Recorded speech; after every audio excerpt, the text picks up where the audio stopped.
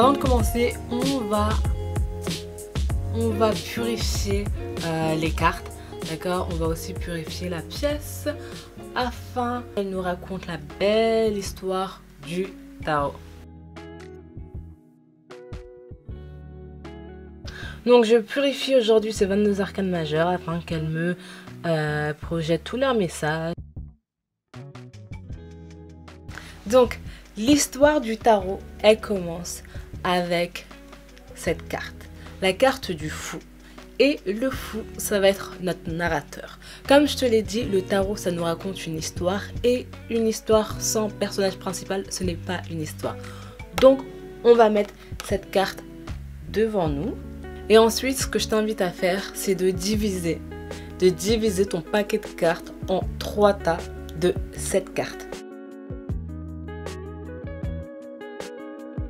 Ces 3 piles, elles représentent les différentes étapes de la vie de l'enfant, comme elles ont pu représenter les différentes étapes de ta propre vie. L'enfant, il naît. Et quand il naît, il se rend compte de ses capacités, de ses possibilités qui sont infinies. Il se rend compte de son potentiel. Et tout au long de cette aventure, il va être entouré par des éléments. La terre, l'eau, le feu et l'air. On le voit bien. L'enfant, c'est un être spirituel qui est venu sur cette terre pour vivre une expérience terrestre. Et cet enfant va être accompagné tout au long de cette expérience par des guides. Et le premier guide de l'enfant, c'est sa mère spirituelle et sa mère physique.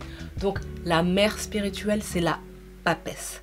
Elle est là pour éduquer, pour former l'enfant, pour que l'enfant il ait confiance en lui, pour que l'enfant il développe son intuition, ses capacités à l'intérieur de lui qui font qu'il sera unique. La mère terrestre avec l'impératrice, c'est l'émotion, l'amour, la compagnie, la chaleur, l'affection. C'est la nature et on le voit bien, les différentes couleurs entre ces 2 cartes. La carte de la papesse, c'est la carte de la confiance avec la couleur bleue. On voit qu'elle a une forme un peu, pas autoritaire, mais elle a une certaine stature. Elle est là pour donner une éducation. Et l'autre carte, la mère de la carte de la mer, c'est vraiment des couleurs plus chaleureuses, plus joyeuses, des couleurs orangées, avec la nature qui est tout autour d'elle. Et ensuite, l'enfant, quand il se rend compte de ses pouvoirs, quand il a appris, il a commencé à comprendre ce que ses 2 mères veulent lui faire comprendre, il commence à avoir des idées. Donc il commence à avoir différents projets. Donc le premier projet, ça peut être d'avoir le permis, aller à l'étranger. Et qu'est-ce qui va se passer? Il va aller demander des conseils à ses 2 pères. Donc le premier, c'est l'empereur. L'empereur, il va aider l'enfant à créer, à définir ses projets, à les concrétiser. C'est la personne qui va accompagner l'enfant à demander un prêt à la banque. C'est l'empereur, c'est la figure paternelle, c'est le pouvoir, c'est la détermination, c'est la confiance. D'accord? C'est ce que l'empereur il exprime. C'est les bases, c'est les fondations. C'est les fondations. Alors que avec cette carte, le hiérophant, le pape, on se rend compte que c'est un guide, c'est un père, mais plus religieux. D'accord? Le hiérophant, c'est les traditions, c'est les coutumes, c'est la religion. Ce sont tous ces fondements spirituels et il va guider l'enfant tout au long de son parcours, tout au long de son évolution. Donc on voit bien déjà que la première pile, c'est la pile de l'éducation. C'est de la naissance vers l'autonomie, vers l'indépendance. Et on le voit bien avec les 2 dernières cartes de cette pile, qui est la carte de l'amour, du désir, et la carte du chariot. Donc, avec la carte de l'amour, ce sont les relations sociales. Ce sont les désirs. L'enfant, il commence à grandir, il commence à vouloir avoir peut-être une copine, peut-être un copain, peut-être un animal. Tout ça, en fait, c'est les relations sociales. La carte de l'amour, c'est les relations, c'est le désir, c'est la tentation. Et on voit bien, elle succède. Elle suit la carte du pape.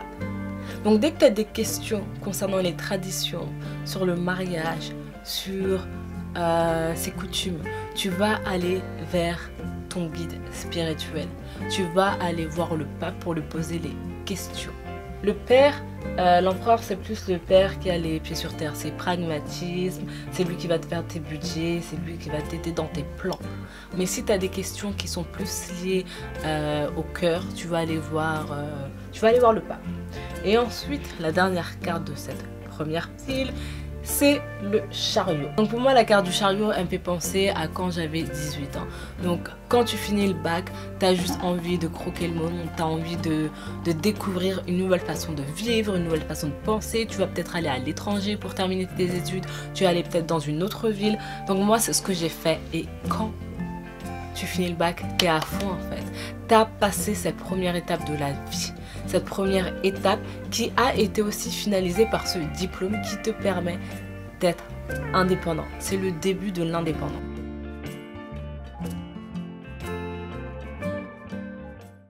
Donc, l'enfant, il est parti de chez ses parents, il a compris les bases pour vivre en société et maintenant il est prêt à débuter un nouveau cycle. On le voit bien avec la première carte de cette nouvelle pile avec la force. Donc la force, c'est la détermination, mais c'est la détermination à l'intérieur, c'est la force intérieure.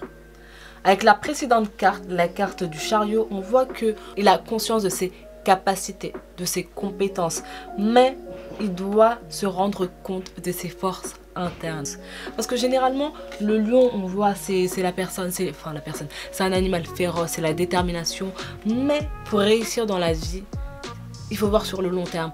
Si toute ton énergie, tu la mets dès le début de la course, dès que tu commences ta course, tu commences à courir le plus rapidement, tu ne vas pas pouvoir terminer cette course.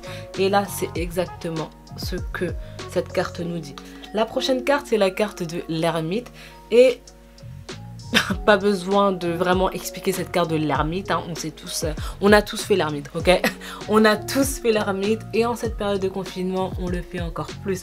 On a tous fait l'ermite, donc l'ermite c'est simplement une carte qui dit à l'enfant de prendre le temps de se nourrir, de prendre le temps de faire une pause, de mettre de la lumière à l'intérieur de lui-même.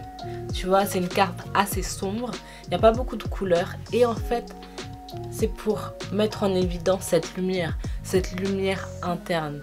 Prends du temps pour te nourrir, prends du temps pour méditer, prends du temps pour revoir tes projets, te poser des questions, voir les choses d'une autre perspective.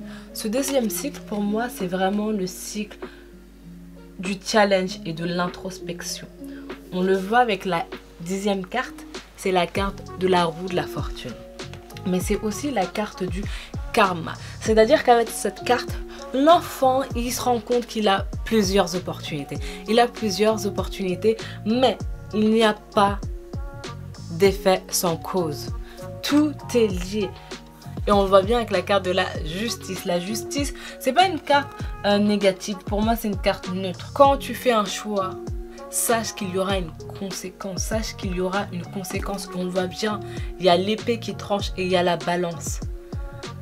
Tu ne pourras pas toujours revenir en arrière. L'action, la parole que tu poses a un effet, un impact sur les personnes. D'accord? Donc, il faut juste en être conscient. Donc, avant de prendre une décision, on explique à l'enfant de changer de perspective avec le pendu. Change ton point de vue. Regarde le problème, regarde la situation sous un autre angle. C'est le temps pour toi de prendre une pause. Et de te détacher. De te détacher de ta vision principale. Et ne continue pas à aller vers une situation qui ne marchait pas. Et avec la carte de la mort, qu'est-ce qui se passe? Cette carte-là, en fait, elle explique juste que pour aller vers la carte de la tempérance, la carte qui termine ce second cycle de la vie de l'enfant, qu'il faut laisser tomber certaines choses, il faut lâcher prise, il faut lâcher certaines attitudes, certains comportements pour pouvoir arriver à cet équilibre. Donc pour arriver à un équilibre, c'est déjà qu'à la base il y a quelque chose qui n'est pas équilibré. Donc tu peux, par exemple, l'enfant il avait des addictions, peut-être qu'il sortait trop quand il était à la fac, peut-être qu'il allait pas trop souvent à la fac, qu'il passait plus de temps dehors, en dehors des cours qu'à l'intérieur. Et en fait on dit à l'enfant, si tu veux trouver la balance avec la carte de la tempérance, il faut que tu laisses tomber peut-être des amis, que tu laisses tomber des habitudes pour pouvoir arriver à cet équilibre. Donc la carte de la tempérance est une carte joyeuse, on voit les couleurs, elles sont positives, on voit le lien entre l'eau, les émotions et la terre. Donc voilà, c'est vraiment une question d'équilibre.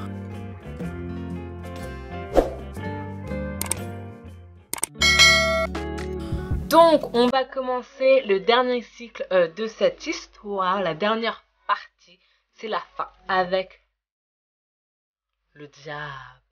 Donc, le diable, ça explique les tentations, le désir. C'est l'enfant, il est attaché à ses désirs physiques matériels. Il est plus, lui, enclin à choisir une tentation sur le coup, au lieu de penser aux conséquences que ça va avoir sur le long terme. Après la carte du diable, on a la carte de la tour. Généralement, les gens ils pensent que la carte du diable, elle est plus négative que la carte de la tour. Mais on voit bien, la carte de la tour, c'est le chaos. C'est quand il y a une situation qui arrive et tu ne t'y attendais pas. C'est comme le coronavirus, si tu veux. C'est comme le coronavirus, personne ne s'y attendait. On faisait nos plans, on vivait une vie matérielle, on était vraiment dans le monde physique. Voilà, on faisait appel à nos désirs, on comblait nos désirs, d'accord? Et le corona est arrivé et on a dû se calmer, on a dû en fait réadapter notre comportement, nos comportements, nos attitudes. On a pris conscience de certaines choses.